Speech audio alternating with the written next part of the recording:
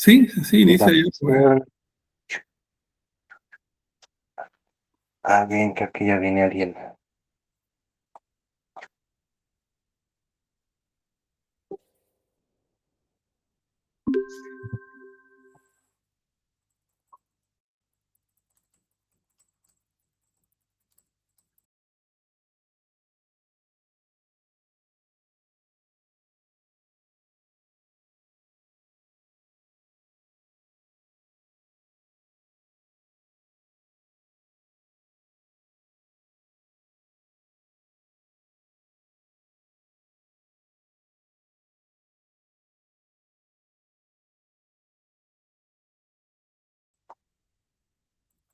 Saludos a todos, muy buen Nick Nash. Estamos aquí en el programa del mismo nombre, Nick Nash. Este 18 de abril, día 12 Flor, Matlacliomome, Xochitl. Recapitula, aprovecha las experiencias adquiridas.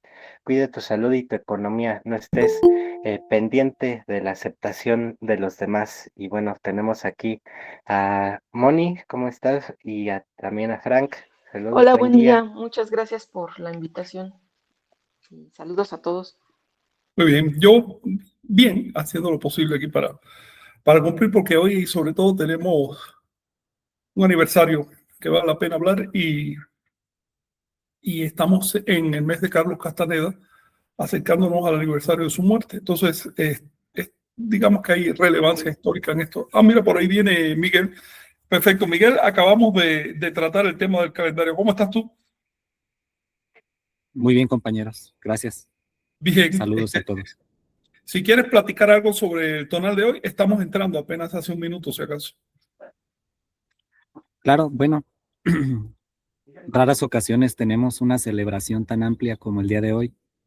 El día de hoy estamos festejando una triple efeméride, porque por un lado está cayendo este 18 de abril, que bueno, esta fecha habrá tiempo de mencionar su importancia, pero también en 2 días está por iniciar la trecena de viento, que es también precisamente la celebración de nuestro Señor Uno Caña y en general de todas las advocaciones de Quetzalcóatl. Sí. Bueno, y también el hecho de que hoy sea 17 de Hueytozostli, de Tozostontli, es importante, porque bueno, esta fecha también habrá tiempo de mencionar por qué es importante. Solo quería resaltar esta triple importancia de efeméride que tiene el día de hoy. Sí, Miguel, qué bueno que lo mencionas. De hecho, yo empezaba a decirlo también. Hoy es aniversario del natalicio de Seaca Topilzin. Él no nació en el cargador del año, sino una veintena antes, en un día 7 caña del año 1 caña. Esto según dice el Teleriano y el Códice Teleriano y también al menos 2 relieves de Tula. Y también algún relieve de Tenochtitlan. Es decir, este punto está claro, lo dicen con mucha claridad la fuente, que él nació en un día 7 cañas. Es especulativo porque la verdad es que en su historia no se sabe exactamente el día que nació. A él se lo encontraron en la orilla de un río. Entonces, ahí lo recogieron. Pero se especula que había nacido al menos un par de días antes, una cosa así, y por eso le daban esa fecha. Y él nació dentro del año 1 caña, por eso le dieron el nombre histórico, se conoce como Topilzin, Seaca Topilzin, que quiere decir Nuestro Señor Uno Caña. Profeta, digamos, nació hace más de 1000 años, hace que será unos 1070 años, 1080 años más o menos, y nació en la ciudad de Tula, que en esa época era muy importante, era más grande que hoy, y mucho más importante porque era la capital del estado bueno, hoy se conoce como el estado de Tula. La verdad es que Tula solo era el apodo de la ciudad, ¿no? La ciudad se llama en sí Xicocotitla. Hoy en la historia se conoce como estado tolteca, todo el área que logró dominar Tula, que iba de un océano a otro, y incluso llegó a dominar durante un tiempo la zona maya. Es el estado náhuatl que más extensión ha tenido, mucho más que los mexicas, al menos el doble. que los mexicas, a través de alianzas con los chichimecas, llegó a dominar tierras que hoy pertenecen a los Estados Unidos y a Aridoamérica, toda la zona que está entre México y Estados Unidos. Eso era dominio de Tula. Y lo que es la parte norte de la península de Yucatán, los estados actuales de Campeche, Yucatán, Quintana Roo. Ese enorme, vamos a decir, no era un imperio, en el sentido de una ocupación imperial de la tierra. No, eran alianzas. La extensión en esa época se hacía con alianzas políticas. Y los estados locales eran independientes, seguían siendo soberanos, pero se sometían a una unión de naciones. En Anáhuac lo que había no eran propiamente imperios o imperialismos, sino confederaciones. Y lo hubo en varias épocas. En la época de Teotihuacán hubo una muy importante. La gente de Tula consiguió otra vez ese esplendor durante breve tiempo. Y después los mexicas ya estaban en camino a hacerlo. De hecho, el esplendor mexica fue muy importante. Si los españoles hubieran demorado un siglo más, los mexicas probablemente hubieran, vamos a decir, conquistado, aunque no es la palabra exacta, la zona maya. Y con eso se hubiera extendido por todo lo que hoy es Mesoamérica. De hecho, los mexicas tenían ocupación más allá de la zona maya, hasta llegar a Nicaragua. Y cuando digo ocupación, no me refiero a que tuvieran tropas militares ocupando el país, sino que tenían embajadas muy, muy activas y que los gobiernos locales no hacían cosas importantes sin consultar con Tenochtitlan. Así que ha habido varias etapas en la historia de Anáhuac en las cuales se han conseguido confederaciones grandes, homogéneas. Esos son los ciclos de concentración de poder. Y también ha habido, por supuesto, en el medio, ciclos de dispersión de poder. Si analizas desde esa óptica la historia de Anáhuac, la entiendes. Te das cuenta que las circunstancias van llevando a que se acumule el poder en un momento, pero eso mismo empieza a generar tensiones, fricciones, cuando falla la energía, y eso falla por problemas climáticos. Pues viene un periodo en que se atomizan los estados, como pasó en el Epiclásico. Cuando cae Teotihuacán, cuando deja de funcionar Teotihuacán, los estados locales como la misma Tula, como Xochicalco, Chichén Itzá, Tajín, tantas ciudades importantes que hubo en ese momento agarran esplendor y tienen sus propios estados. Pero ese ciclo ni siquiera continúa, sino que falla por cuestiones energéticas y viene un periodo en que las ciudades-estados se independizan. A eso le llamamos posclásico. Aunque yo prefiero aclarar que posclásico es la primera parte de lo que hoy se llama periodo posclásico. Fin, es cuando las ciudades-estados se independizan. Pero ya en la segunda parte hubo otra vez confederaciones importantes, terminando con la mexica. Así que prefiero hablar de posclásico y neoclásico, o el intento de recuperar el esplendor de Teotihuacán. Lo que caracteriza al periodo posclásico son las guerras entre ciudades-estados, no propiamente las guerras entre estados, sino entre ciudades. Se había atomizado por completo el poder. Bueno, pues ya a partir del siglo XV eso desaparece. Luego seguirle llamando posclásico me parece que hacerle un poco de fuerza histórica. Esta nota, digamos, teórica, es para colocar el tema que estamos tratando hoy, que finalmente, si hablamos de Seacatl-Topiltzin en el marco del mes de Castaneda, estamos hablando de ciclos. Se trata de eso, de ciclos. Topiltzin nació cuando lo marcaban los ciclos. Apareció cuando hacía falta desde el punto de vista del ciclo. Y resulta que Castaneda igual otra vez.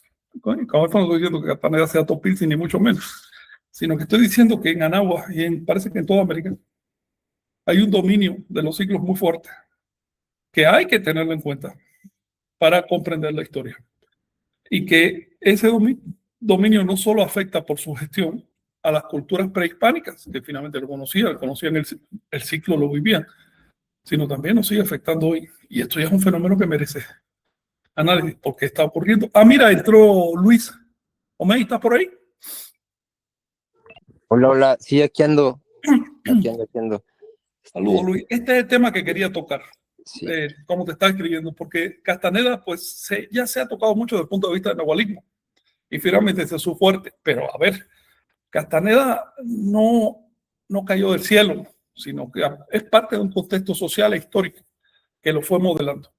Y la idea, que no es todavía ni una tesis siquiera, es qué tan objetivo es ese ciclo o ese contexto que nos afecta todavía hoy. Porque estoy seguro que Castaneda no sabía nada ni de calendario ni de ciclo de Anáhuac. Y sin embargo corresponde a una época. ¿Qué ustedes opinan de esto? Bueno, Castañeda precisamente publica su primer libro en el 68. Y el 68, bueno, es el año 1 del Catún 12 Ajau. Sí, ya que lo mencionas, lo voy a abrir aquí. Sí, precisamente el Catún anterior termina diciendo lo siguiente: no se perderá esta guerra, porque este país se ordenará y este país renacerá. Sí. Esto lo menciono en alusión a los ciclos de poder, es decir, a el hecho de que las instituciones están coordinadas por el calendario para compulsionar la historia y favorecer la estructura que mantiene la evolución de los más iguales. Bueno, también me parece importante el ciclo que mencionamos, que regresa de 520 años y de 1040 años, porque precisamente es lo que va dando pie a las ciudades que mencionas que son fundadas o que son precisamente dejadas atrás. Adelante, ¿vas a compartir la pantalla, Frank? No quiero compartir pantalla, sino que estoy abriendo el texto de Chilam Balam para buscar ese Catún 12 Ajau que has mencionado. Sí, traigo algunas ¿Eh? diapositivas por si se Pues pueden adelante, presentar. si quieres, adelante, empieza así.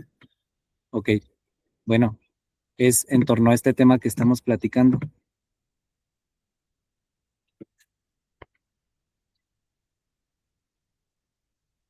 Ok. Entonces, Catún 12 Ajau. Los Catunes van bajando Sí. de 2 en 2. Después del 12 viene el 10, luego el 8, el 6, el 4 y ahora estamos en el 2 Ajau.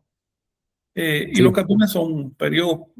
A ver, la razón de ser de los Catunes es específicamente la profecía, es profetizar. Sí, adelante, Miguel. Claro, bueno, Seacatl Topiltzin Quetzalcóatl Naxitl, es decir, el cuarto paso de la serpiente emplumada, nuestro Señor Uno Caña. Bueno, para referirnos a él tendríamos que hablar primero, quizá, si pensamos en su nacimiento, que fue en el año juliano del 947, que representa el año lineal tolteca 24.869 del ciclo de precesión de los equinoccios. Oye, si me permites, te voy a interrumpir cuando haya algo que queda sin aclarar. En Sí, la por lámina favor. anterior menciona su título de Naxit. Es muy conocido el nombre de Seacatl y el de Topiltzin también, y por supuesto el de Quetzalcóatl, pero muy poco conocido el nombre de Naxit. ¿De dónde sale ese nombre? Bueno, este nombre se lo otorgan la nación maya cuando él va a dar su servicio allá, me parece.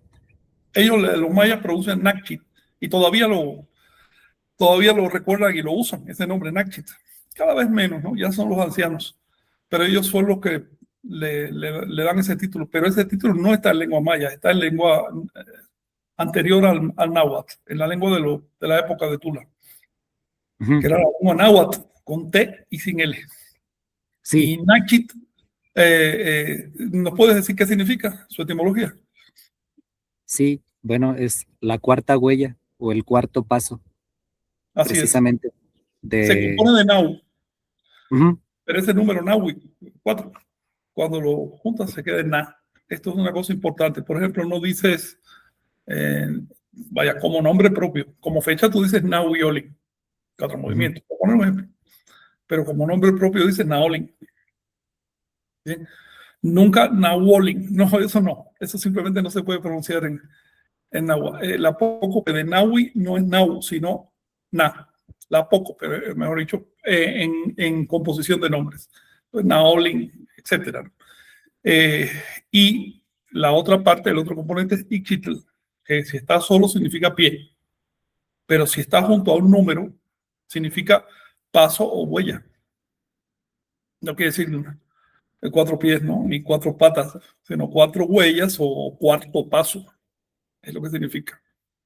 Por eso los textos donde aparece ese título claramente dicen es su cuarta aparición. No dicen por ningún lado que tenga 4 patas. Esto lo digo para adelantarme a la traducción de Piña Chan, con todo respeto, ¿no? Pero la traducción de Piña Chan está terrible. Dice, no es que ellos creían que Topicin era un perro y tenía 4 patas y por eso se llamaban Naxita.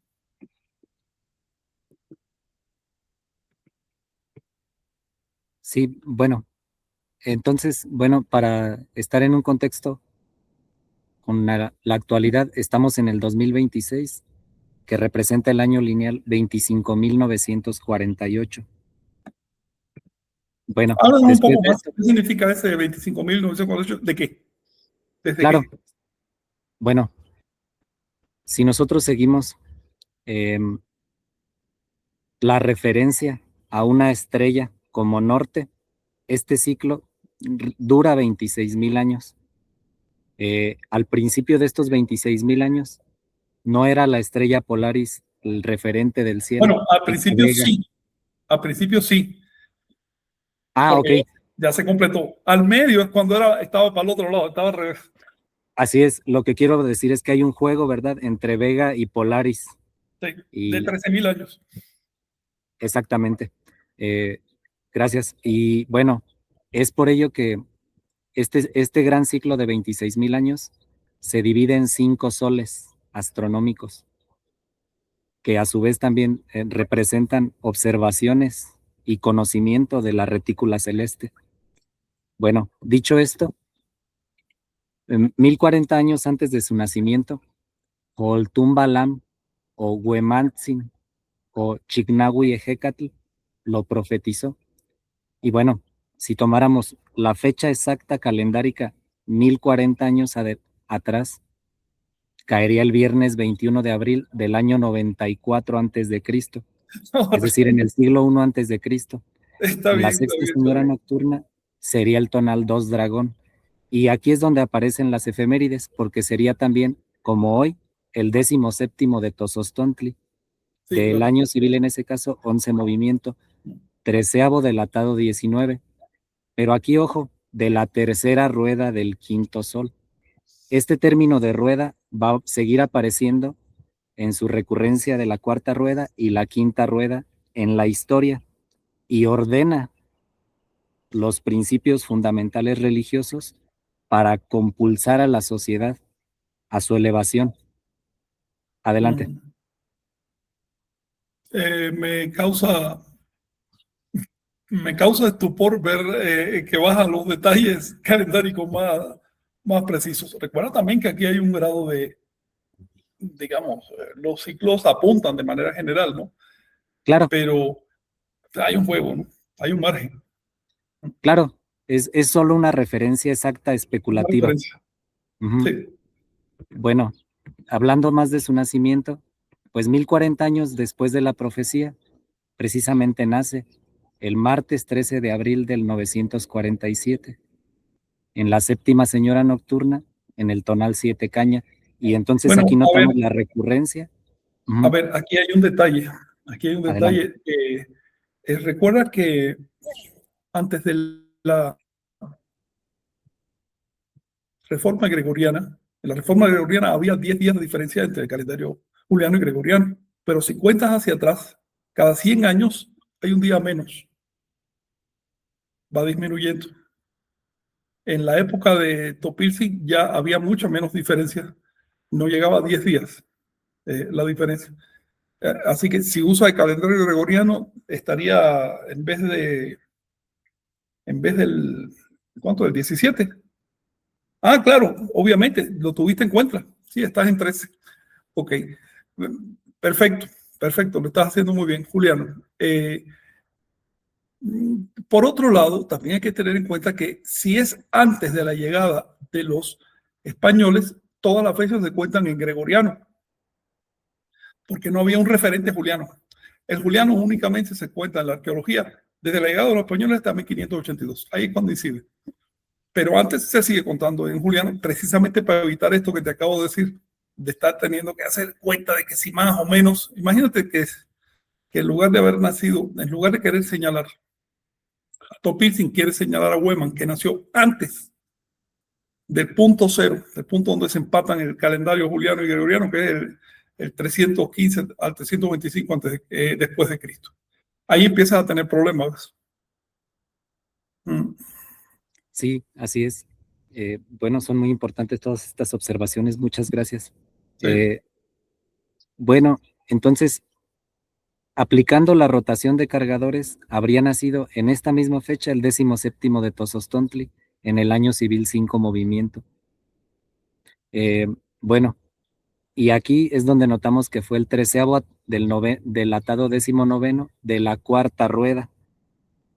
Es decir, ya sucedió una rueda completa. Sí. De hecho, este año ya empieza, ya este año se ata también el 19 atado pero no de la cuarta, sino de la quinta. Qué impresionante. Así es. Bueno, 1040 años después de su nacimiento, para hablar de esta primera fase y cerrarla, la del nacimiento. Bueno, esto cayó el sábado 18 de abril de 1987.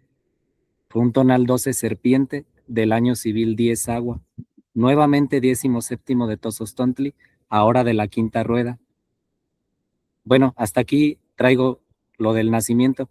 A ver, no, pero espera, hay un detalle que hay que mencionar acá, y es que efectivamente en el 87 empezó el último atado o bloque de 50, para ti es obvio, pero piensa que la mayoría de la gente no conoce estos ciclos. Empezó el último atado a 52 años, Seacat. Atado Seacat. Hay atado civil, que se marcan por uno conejo, dos cañas, como ustedes saben, y hay atado Seacat, que se marcan por uno caña, dos pedernal. Y este atado Seacat, que empieza en el 87, termina en el 2039. Ese es el marco de la profecía de Seacat Topilsin, que no estamos aquí hablando de ella, ¿no? Pero él dijo, voy a regresar cuando se cumpla el ciclo Seacat.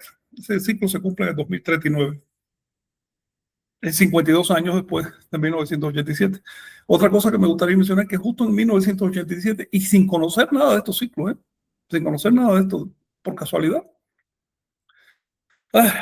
una antropóloga que dejó muy fea huella en la historia de México y nativos del pueblo de Amatlán armaron tremendo rollo por el regreso de Quetzalcóatl.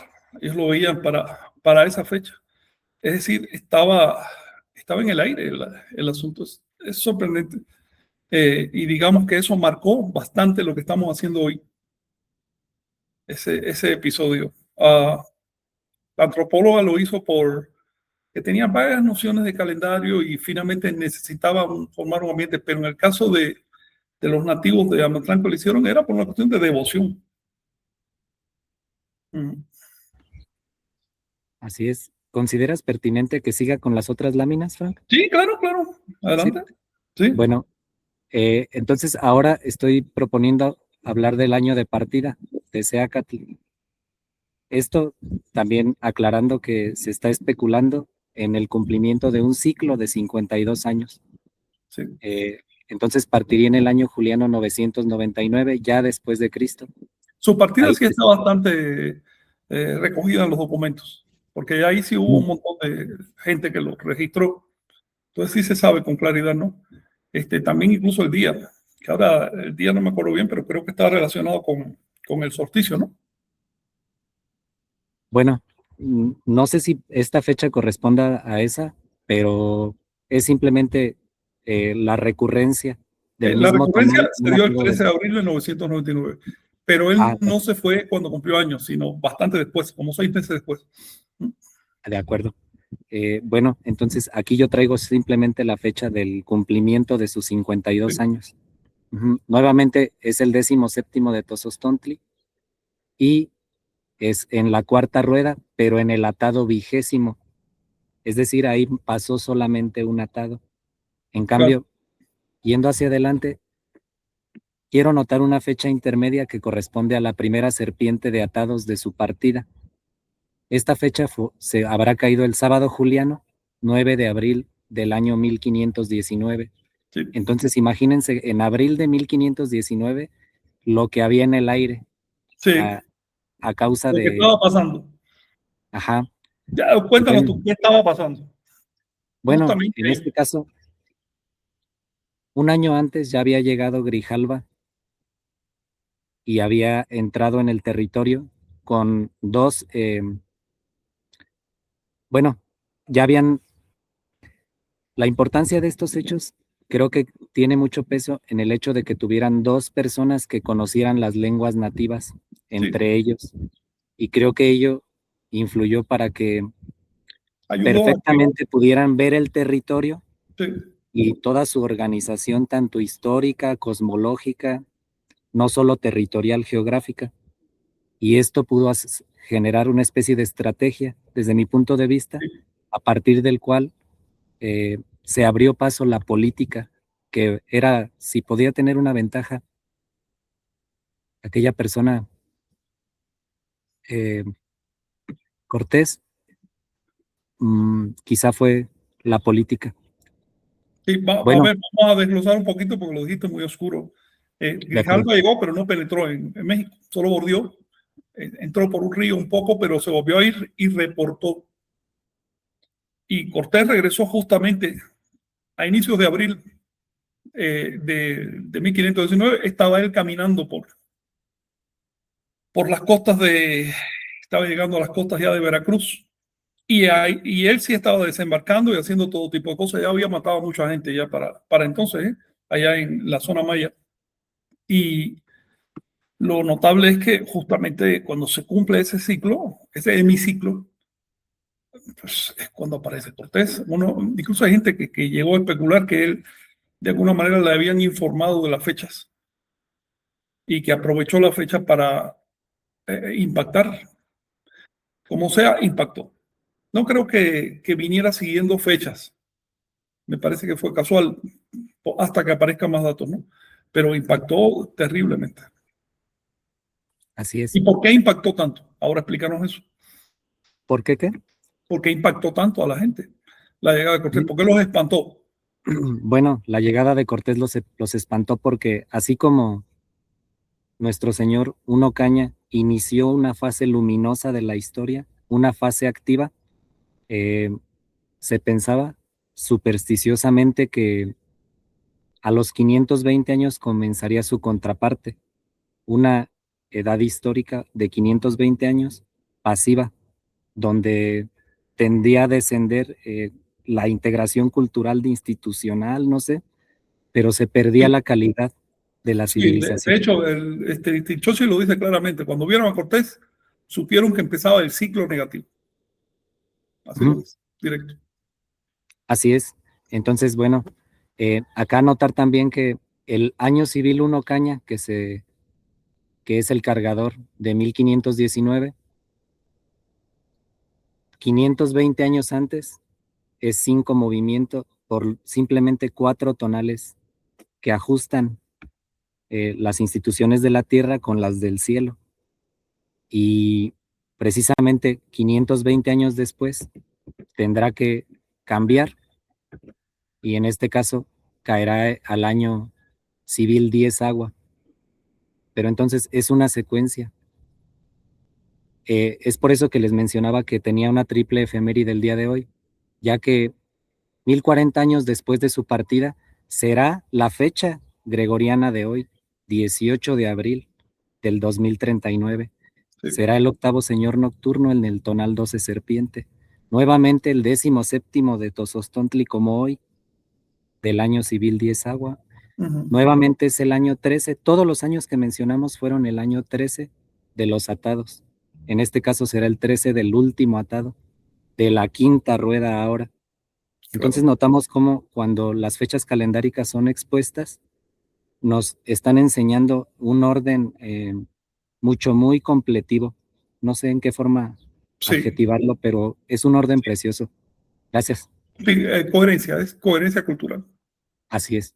Y además, poder sugestivo. Si Cortés hubiera llegado un año antes o después, no habría impactado ni la décima parte. Pero el hecho de que llegara justo en el momento que marcaba la profecía debió ser desconcertante hasta para los más creyentes, hasta para los más devotos. Caramba, pero qué barbaridad que se cumple exactamente, no tiene ni margen de error. Bueno, eso debió ser tremendo. Pero fíjate que a mí me impresiona más, finalmente en el caso de los anahuacas, ellos estaban viviendo sus profecías y sus ciclos y los conocían. Era su calendario, lo usaban todos los días.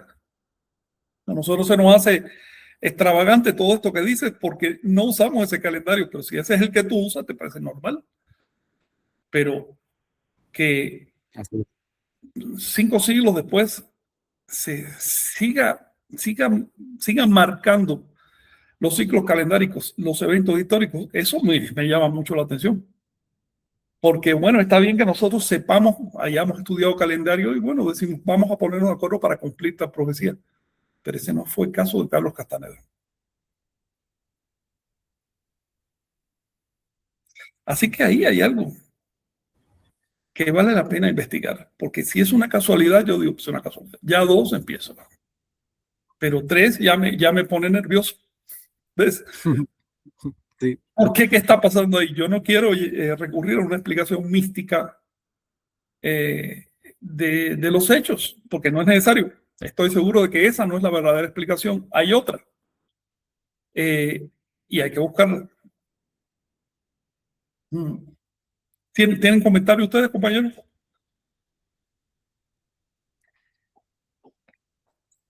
¿Algo que decir?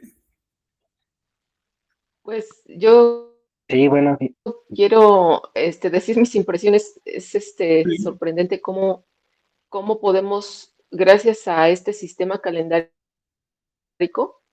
ver un contexto muchísimo más amplio del que estamos acostumbrados. Es apreciar ciclos enormes, cosa que nosotros en nuestra época, en nuestra cultura, no tenemos noción. Y eso también estimula mucho pues la cognición, ¿no? Tener un contexto más amplio permite ver ciertas causalidades que para nuestra época actual pasan desapercibidas. Estamos así solamente en un cubito, ¿no? De perceptual y el ver esta cosmovisión y este contexto tan amplio, tan vasto, bueno, para mí es sorprendente. Pero como dices, imagínate que esto fuera lo normal, ¿no? Nuestro calendario usual. Estaríamos calculando, no sé, eventos hacia atrás e incluso tendencias hacia el futuro, ¿no? Sin pensamiento mágico, simplemente como estadísticamente. Está sí, impresionante sí. esto que nos acaba de explicar Por otro lado, mira, Miguel. el hecho de que Muchas nosotros gracias. vivamos en una cultura que no le hace énfasis a los ciclos, que ni los entiende ni los conocía, ahora apenas es que la ciencia está empezando a investigar ciclos, eso hace que también nos sintamos desconcertados frente al imperio de los ciclos en una cultura como la anahuaca. Pero definitivamente da mucho más trabajo detectar un ciclo y aplicarlo socialmente que ignorarlo. Luego, el punto de gravedad no está con nosotros, está con los anahuacas que se dieron el trabajo de revisar la historia durante miles de años y empezar a encontrar pautas. El ciclo de que les hablaba al principio, el ciclo que hace que de pronto se agrupen los estados y generen un punto alto de poder y de pronto viene una separación. Es tan simple como un ciclo climático que lo detectaron hace, ¿qué será? Unos 15, 20 años. La ciencia moderna lo acaba de detectar, un ciclo de 1300 años de descenso y subida de la temperatura mínima, pero ese mínimo basta para que un lugar donde cultivabas maíz de pronto sea un desierto. Y claro que si bajan las existencias de alimentos, empieza a haber tensiones, las guerras, las ciudades y los estados empiezan a reclamar, terminan con un estado de atomización como lo que pasó en los periodos epiclásicos y postclásicos. En cambio, si sobran los recursos, entonces los estados ceden parte de esos recursos para una causa común y termina con lo que pasó, digamos, en la época de Teotihuacán o lo que ya querían hacer los mexicas. Por lo tanto, hay unas explicaciones muy sencillas sobre este tipo de cosas sin necesidad de recurrir a espíritu ni nada, y se basan en el imperio de los ciclos. Lo notable, lo que llama la atención, es que estos ciclos estuvieran recogidos en el calendario de Anáhuac. ¿Ves? Lo cual nos hace pensar que el calendario no era simplemente ciclos a capricho, sino algo más. Por otro lado, Miguel nos ha estado hablando insistentemente de un ciclo de 1040 años que se forma de un modo muy sencillo. Ustedes saben que en el calendario, la base del calendario son 20 signos que dan vueltas permanentemente. Bien. Y por otro lado, 13 números. Y si tú echas a andar esos dos ciclos, formas vamos a decirle un año de 260 días, que no es más que el ciclo de gestación del ser humano. Y si tú echas a andar ese ciclo de gestación de la Tierra con el año del ser humano, con el año de la Tierra, con el año de las estaciones, es decir, el ciclo de gestación de la Tierra, eso se empata. ¿Cuándo se empata eso? Se empata a los, 52 años. El ciclo de gestación de la Tierra, el año trópico, se empata a los 1040 años. Mientras tanto, si pones a jugar también el año civil no ajustado, eso se empata a los 52 años. El famoso atado de 52 años no es más que eso. El ciclo de gestación del ser humano con el año civil no ajustado. Ahí tiene 52 años, pero ese desajuste que te va dejando con respecto al año de naturaleza se acumula. Y tienes que esperar 20, por supuesto, 20 atados, es decir, 1040 años para que se resuelva. ¿Por qué? Porque ese desajuste es de 13 días. Si esperas 20 atados, ya se convirtió en 260 días y todavía te vuelve a caer en el mismo tonal. Es una sincronización muy simple, más simple que la de un reloj. Entonces, cuando llega a los 1040 años, estás cumpliendo, digamos que la serpiente se está mordiendo sobre sí misma. De manera sugestiva, de manera simbólica, los anahuacas consideraban que era el tiempo para que regresara la serpiente, porque está regresando a sí misma.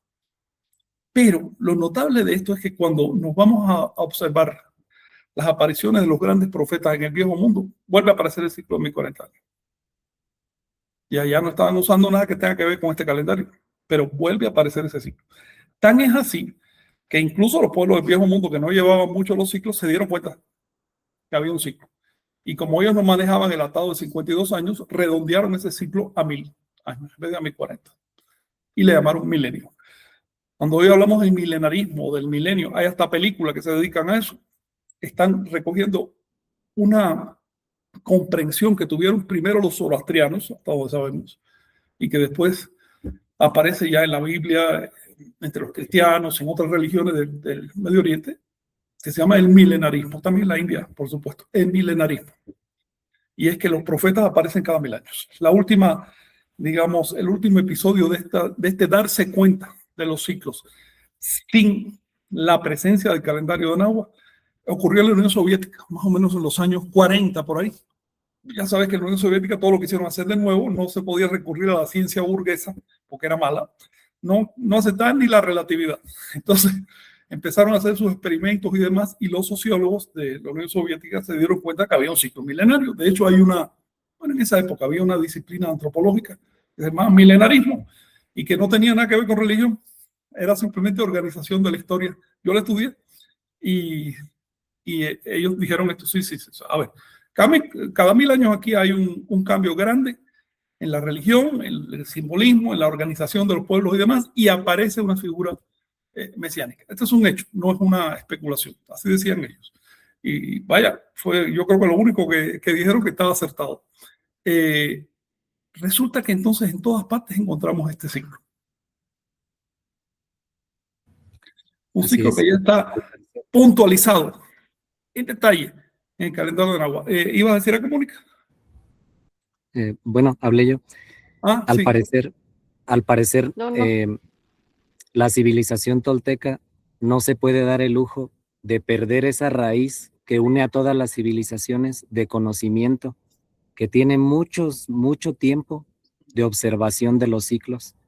Entonces, es un tesoro que esto esté tan bien articulado en el calendario tolteca.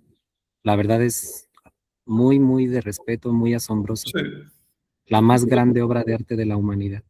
Es sorprendente. Yo pienso que es de su tipo, es por supuesto el sistema más complejo y más coherente que se ha creado. Ha sido un sistema de integración de tiempo y hechos históricos. Y no solo hechos seglares, ¿no? Políticos, digamos, sino también hechos ideológicos, religiosos, que finalmente son los que marcan la historia. Los que se llevan la gloria son los políticos que levantan sus banderitas y demás, pero políticos bailan al son de lo que dicen los profetas. Se cree muy independiente, muy gran cosa, pero están hablando lenguas creadas por los profetas, usando imágenes, metáforas creadas por los profetas y en una expectativa social que está moderada por los profetas. Dentro de, ¿qué será? 50 años nadie se va a acordar de cómo se llama un político de hoy, pero van a seguir yendo a las peregrinaciones allá al Santuario de Guadalupe a llevarle, porque los profetas modelan la historia. Conociendo eso, nosotros tenemos una herramienta para entender lo que pasó en Anáhuac, lo que se truncó cuando llegaron los cristianos y para tratar de entender lo que sigue pasando hoy. Entonces vamos al segundo tema de hoy, que finalmente estamos en el mes de Castaneda, y es la presencia de Castaneda. Como tú mencionaste, Miguel, oye, Omey, ¿quieres comentar algo hasta aquí? Para hacer un punto, ¿no? Hola, Omey, es que Omey es el que me está insistiendo en que hay que recordar el natalicio de Zacatopilz. Luis, bueno, no te escuchamos. Sí, parece que se complicó. A ver si ahorita regresa. Sí. Nada más, notando estos ciclos, sí quería Ajá. comentar, por ejemplo, ese impacto que tuvieron a la llegada de Cortés, lo más semejante que pudo, para que tengan una idea de cómo estaba la gente común a esa llegada, y comentando estos ciclos milenaristas, recordemos el año 2000, cómo hubo Sí. por ciertas personas, o sea, no todos, pero sí algunos, que quedaban, estaban aterrados porque iba a ser el 2000, iba a haber una catástrofe, con las computadoras, se iba a estallar todo, se iba a acabar el mundo, con esta visión, digamos, tan occidental de que se va a acabar el mundo, siempre se acaba. Entonces, al entrar ese ciclo, y conociendo el calendario, pues la gente se asustó. No digo, no todos, pero sí vieron una señal clara cuando llegó Cortés, nada más para tener como una idea en ese sentir social. No es que todos lo sintieran así, pero sí era una marca muy clara, ¿no? Ver Ah, mm. a ese cristiano llegar. Y bueno, pues eso es lo que les quería comentar. Sí, sí, está excelente el comparativo. El 2000 fue una marca milenaria, obviamente. Fue milenaria. A ver, la gente se interesó únicamente porque había 3 ceros ahí, no por otra cosa. Y claro, lo primero que piensa la gente es que se va a acabar el mundo. Bueno, se va a acabar para los demás, pero yo soy el elegido y me voy a salvar. Siempre piensan eso. Se ha acabado tantas veces el mundo que ya ni noticia es, ya ni nos enteramos, pero sigue operando la marca milenaria en el subconsciente colectivo. Bueno, en Anáhuac era pon 10 veces más, porque el calendario de Anáhuac era mucho más sugestivo y porque además la llegada de Cortés era un hecho indudable y no vino de turista, no vino curioso a ver qué había, no, vino con un ejército y lo primero que hizo fue buscarse más soldados ya adentro y aprovechar las pugnas políticas para, pues, le cayó a Tenochtitlan con un ejército de más de 100.000 personas. Entonces, a ver, fue una marca verdaderamente relevante para todos. Fue la confirmación de sus ideas. Algo que no ha estudiado la antropología y la historiología, pero yo les sugiero tener en cuenta es lo siguiente. Para los anahuacas, ponte en el lugar de un anahuaca del año, no sé, 1530, que tenían todavía fresquito lo que había pasado. Recordaban cada detalle. Para ellos, la llegada de los cristianos fue la confirmación de sus creencias. no fue la confirmación de las creencias cristianas, porque las creencias cristianas ni siquiera tenían previsto que apareciera América. Así que mucho menos temas de ciclos. Cortés no se sintió en ninguna medida especial por llegar en el año 1519, porque en su calendario eso no significaba nada. Donde significaba era en el Anahuac. Por lo tanto, durante toda una generación después de la invasión, las creencias anahuacas se vieron confirmadas. No se vieron menoscabadas por la presencia cristiana. Al contrario, se vieron confirmadas. A medida que avanzaban los cristianos y conquistaban, lo que percibían los nativos era: se están cumpliendo nuestras profecías. Pónganse a pensar que Cortés estaba profetizado en los textos mayas, por poner un ejemplo. Pero los mayas no estaban profetizados en la Biblia.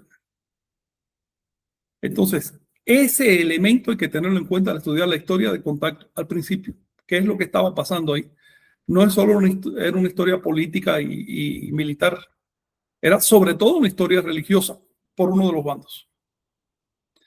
Si no lo tenemos en cuenta, no vamos a explicarnos por qué las masas nativas reaccionaron como lo hicieron. ¿Algún comentario sobre esto?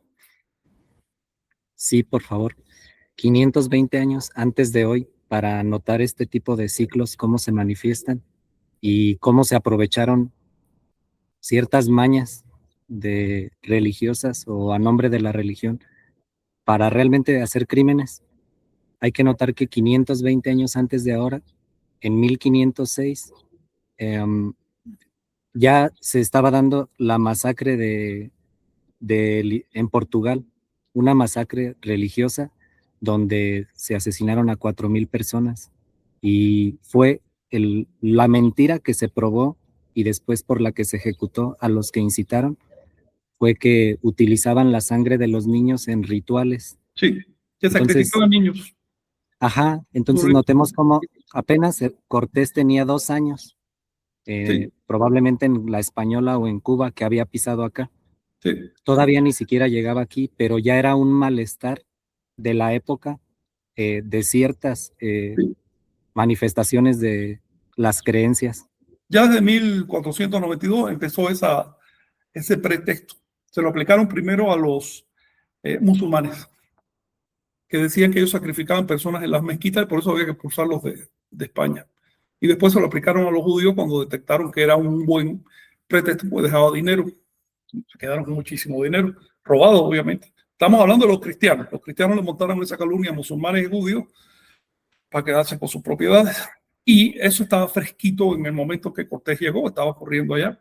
Y por supuesto también se lo explicaron a los americanos y ahí sí ganaron lana. Es decir, los cristianos robaron enteramente a América con ese asunto de que sí eran sacrificadores. Nomás el estudiar las denuncias que se hicieron contra los musulmanes y los judíos te demuestra que la denuncia que se hizo contra los mesoamericanos ya estaba prefabricada. Ya era parte del guión. No respondía a hechos objetivos. Era lo políticamente correcto de ese momento para que los estados ibéricos tuvieran el pretexto legal para invadir, porque las leyes ibéricas prohibían invadir otras tierras, ¿no? Excepto, fíjate qué casualidad, si sus moradores eran caníbales o sacrificadores. Pero este es un tema a tratar aparte. También en ese año, hace 520 años, estaba en pleno auge la primera revolución americana contra la invasión cristiana, que fue la que echaron a andar los gobernantes del Caribe. El Caribe estaba dividido en 14 casi cascos, 14, así le llamaron los españoles, 14 provincias, vamos a decir, o estados si quieren, con centro en lo que hoy es República Dominicana. Ahí estaba la sede central, que por cierto, en el momento que eran los españoles, la dirigía una mujer, se llamaba un reina. Pero bueno, era tan reina como, no sé, como decir que Moctezuma era un reino.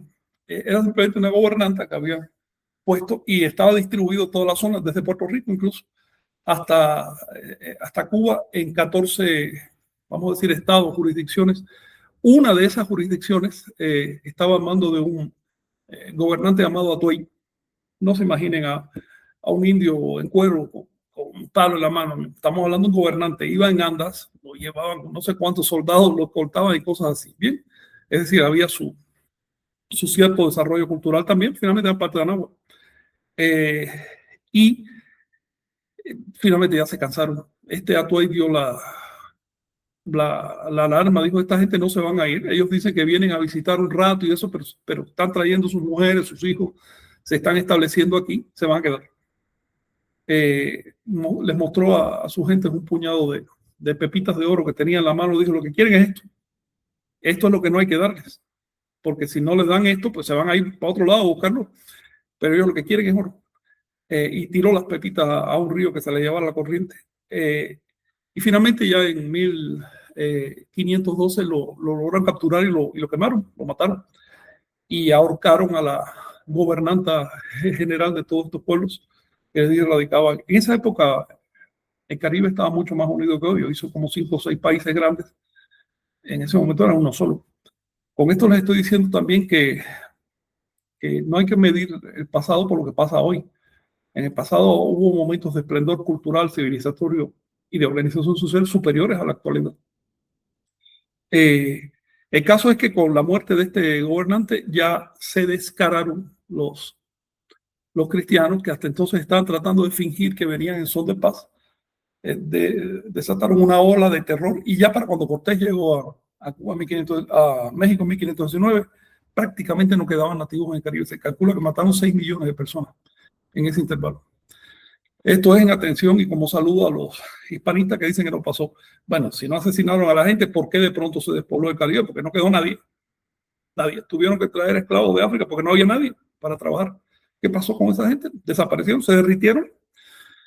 El caso es que cuando Cortés llegó ya tenía todas las malas mañas de los cristianos, es decir, la capacidad de asesinar para robar y todos los pretextos ideológicos que tienen los cristianos para justificar los crímenes hasta hoy. Y pues eso detonó lo que ocurrió, pero si no hubiera habido una recepción, una expectativa de parte de los nativos de la Anáhuac continental, no hubiera podido hacer nada. ¿Ves? Si hubiera llegado en otro momento, no hubiera podido hacer nada, porque no hubiera conseguido quebrar a los estados nativos y no se hubiera podido sumar los ejércitos nativos. Y el puñado de españoles que él trajo simplemente no podía, ni siquiera con una ciudad mediana de Anáhuac, ni siquiera con una mediana. Tengan en cuenta que todos los soldados españoles fueron albergados en un solo edificio mexica, que fue el Palacio de Azayacat. En un solo edificio, ahí cabían todos. No era realmente una gran cosa, un gran ejército, en comparación con, estamos hablando de 400 soldados españoles, los mexicas tenían 120,000 soldados, los tlacaltecas tenían 90,000. No sé, Texcoco tenía por lo menos 50, 60,000 soldados. En otras palabras, sin el factor cíclico y sin el factor religioso y sin la expectativa de la gente, la historia hubiera sido otra. No digo que para bien, pero hubiera sido otra. Fue como fue y hay que aceptarlo así y hay que entenderlo y hay que tratar de aplicarlo en este momento porque finalmente ese factor cíclico sigue modelando la historia y nos está modelando nosotros hoy. La iglesia tolteca es 100% un producto de los ciclos. ¿Algún comentario, compañeros?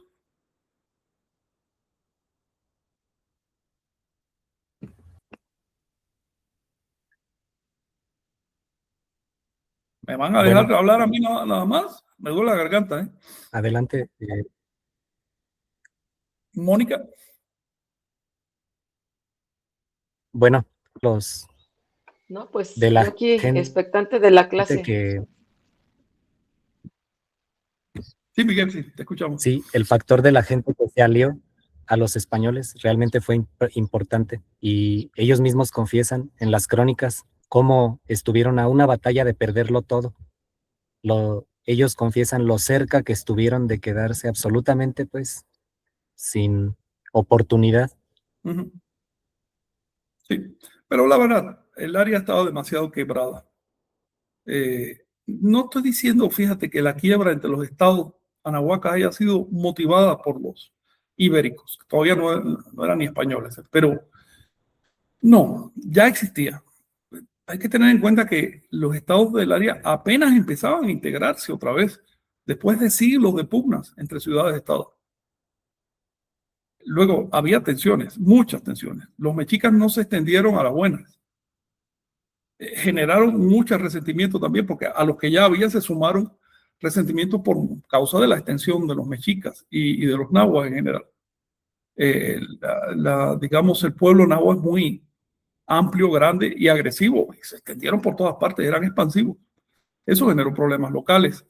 Y los pueblos, no compete hoy hablar de este asunto, ¿no? Pero muy rápidamente les quiero mencionar, los pueblos estaban en un estado como latente, diciendo, ¿qué va a pasar ahora? ¿A dónde lleva la política? Y de pronto aparece una intrusión tan marcada y poderosa, finalmente, como la de los españoles. También se dieron cuenta que los españoles no cayeron del cielo, sino que venían de las Antillas, obviamente tenían relaciones y sabían lo que habían hecho en las Antillas.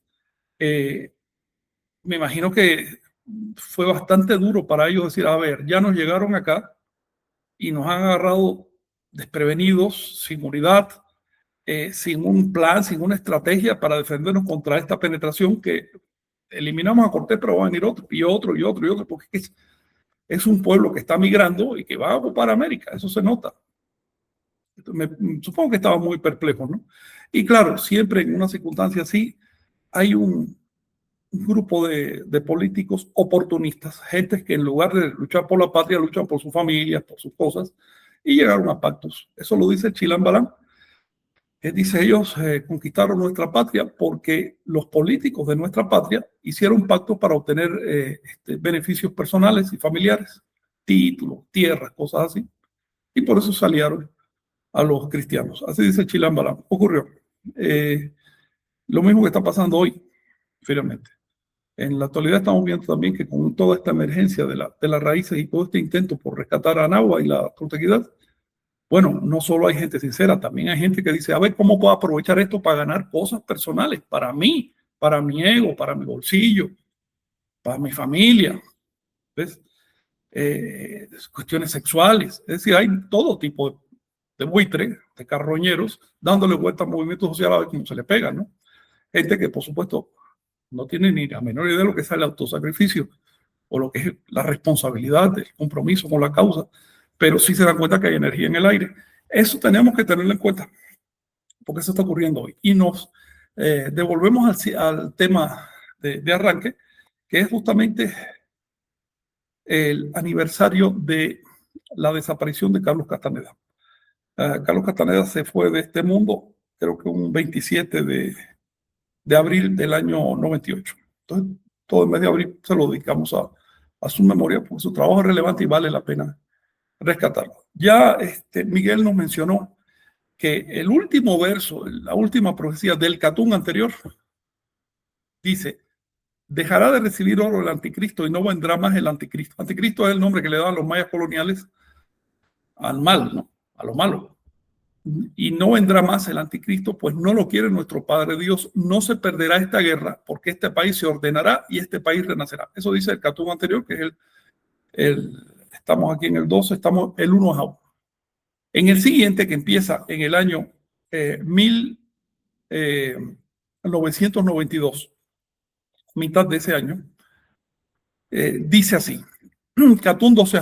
Entonces habrá muchos maestros y muchos aprendices.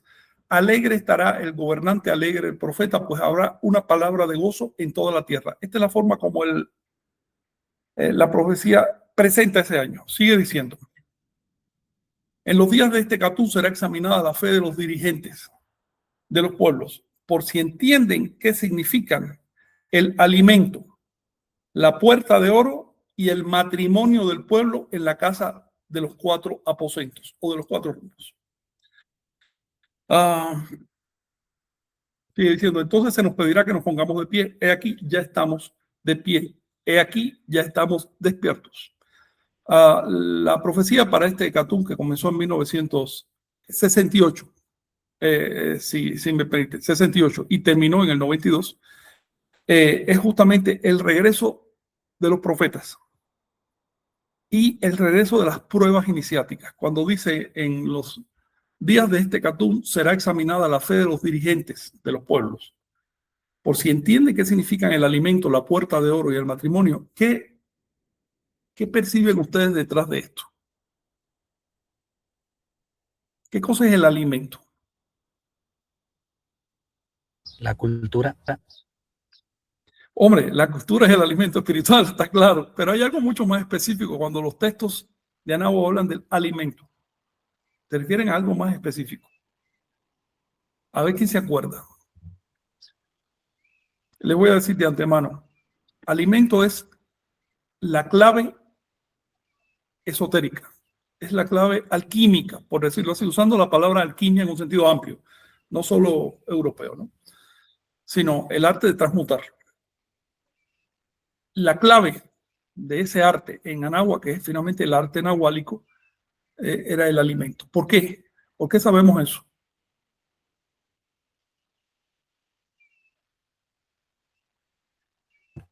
El alimento, la comida. Bueno, me parece que tiene que ver con el lenguaje de Suyua. Lenguaje de y Suyua. El tiene que lenguaje de ver Suyua con significa un cifrado lenguaje inicial. de conceptos. Así, el lenguaje de Suyua era unas pruebas que se le hacían a los gobernantes y a los dirigentes en general, incluso hasta a los postecas, por supuesto, a los sacerdotes de alto rango y demás. Les hacían pruebas iniciáticas de conocimiento que se llamaban lenguaje de Suyua. Suyua quiere decir oculto, el lenguaje oculto o las preguntas ocultas. Y la clave que se usaba era de alimento, porque el alimento representa, por un lado, lo que nos alimenta espiritualmente, está bien, pero por otro lado también representa el contacto entre lo que está afuera y lo que está adentro. Y cómo lo que está afuera llega a estar adentro. Por lo tanto, el alimento es un símbolo de la percepción.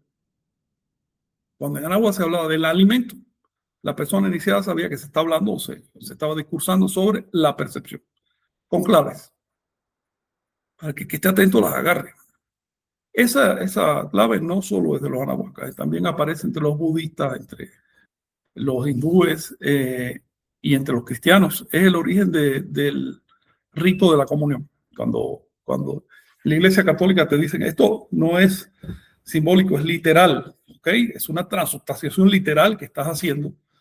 Esto que aquí afuera es una semilla, es trigo, en un momento va a ser la carne y la sangre de nuestro Señor. Te está describiendo un hecho físico, literal. Cualquiera que tenga la mente en silencio se da cuenta, es cierto. En segundos, eso ya está dentro del organismo de nuestro Señor. Finalmente, nuestro Señor somos cada uno de nosotros, en potencia, ¿no? Pero, ¿qué significa eso? Porque además de la transubstanciación, que es un hecho físico, objetivo, hay un hecho simbólico detrás. ¿Qué significa? Significa el poder hacer mío aquello que antes no era mío. El poder integrar. Ese es el misterio de la transubstanciación y el misterio de la comunión. Lo digo en atención a estas sectas que están diciendo que la transubstanciación es que la comunión es simplemente simbólica, es un simbolismo. Se puede hacer así, se puede, pero un momento. Puede ser con trigo, con maíz o con lo que te dé la gana, o puede ser incluso en la mente. Lo importante es otra cosa, y es que te des cuenta del lenguaje de Suyua. Y el lenguaje de Suyua, el lenguaje del alimento, entonces lo usaban los anahuacas para autentificar a quienes deberían ser líderes de los pueblos, y quienes no pasaban el lenguaje de Suyua no se les daba los grados. Con esto estoy también diciendo una cosa: tener la iniciación nahuálica no es garantía de que procedas inteligentemente en temas políticos, ¿ok? Estaban muy iniciados en todo lo que tú quieras, pero los engañaron. Así que es solo un elemento de la vida, un elemento que hace falta para entender cuál es nuestro camino y para llegar a un estado de autorrealización. Sin iniciación nahuálica no hay autorrealización posible. Sigue diciendo, a ver si los dirigentes comprenden qué significa la puerta de oro y qué significa el matrimonio del pueblo. Aquí estamos hablando del lenguaje místico. La puerta de oro en el templo de los 4 rumbos, dice, y el matrimonio del pueblo en esa casa, son fenómenos perceptuales de los que hablaremos en su momento, son símbolos de fenómenos perceptuales, pero se los menciono para que vean que la profecía para esta época era, pues, un despertar espiritual, así muy fuerte. Esta época, les repito, este Catún se extiende de 1968 a 1992. Bueno, casualmente, en el primer año de este Catún aparece Castaneda con esa carga de libros que por primera vez en la historia, desde la época de la invasión, dicen, ¿sabes qué? Los nahuales no son unos simples brujos que andan por los campos fingiendo que son animales. No, un nahual es una persona de sabiduría. La toltequidad no es simplemente lo relativo al pueblo de Tula, es un camino de conocimiento. Eso lo hizo Carlos Castaneda. Y ese fue su primer aporte. Después, durante décadas, siguió haciendo aportes relevantes. A mí el que más me emociona y el que me da a entender la esencia de su trabajo es el aporte del ensueño. Como ya les he mencionado otras veces, hasta que apareció Castaneda nadie ni mencionaba esa técnica. Esa técnica son la Edad Media y se olvidó. Algunos monasterios por ahí en Europa y en el Tíbet todavía manejan esa técnica, pero era una cuestión de pocos monjes reservados. Pero de pronto la publicó, la divulgó y se vio que cualquiera puede hacerlo. No necesitas irte de monje a vivir retirado de la sociedad. Cualquiera que tenga interés lo puede hacer. Y cuando lo haces, descubres algo. Y descubres que la historia real no es la que te cuentan los libros, que lo que está pasando realmente es otra cosa. Y que lo que se va a recordar y a contar de aquí a 1000 o a 10.000 años es justamente lo que está pasando por detrás. Cuando ya nadie se acuerde cómo se llama un político o de cuáles eran los móviles que había detrás de las guerras y del problema que está pasando hoy. Sigue habiendo un intento por detrás y ese intento es el que trasciende. Compañeros, estoy un poco agotado. Si quieren platicar, hoy me lo han dejado todo a Miguel y a mí, ¿eh?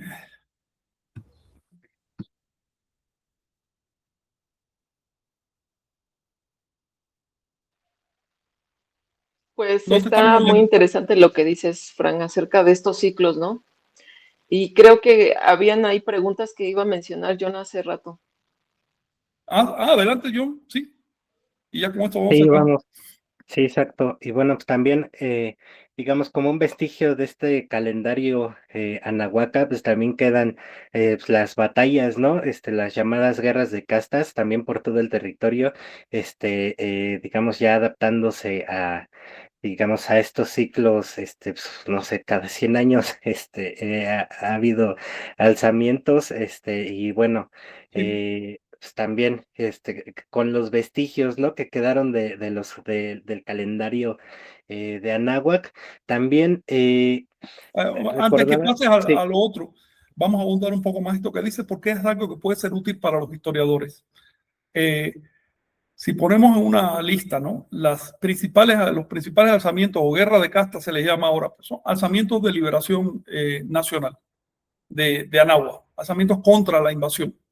Eh, ponemos las fechas en que ocurrieron y comparamos con el calendario de Anáhuac, vamos a entender qué está pasando. Les pongo el ejemplo de la primera, el primer alzamiento que se dio acá bueno, el primer alzamiento en la zona maya.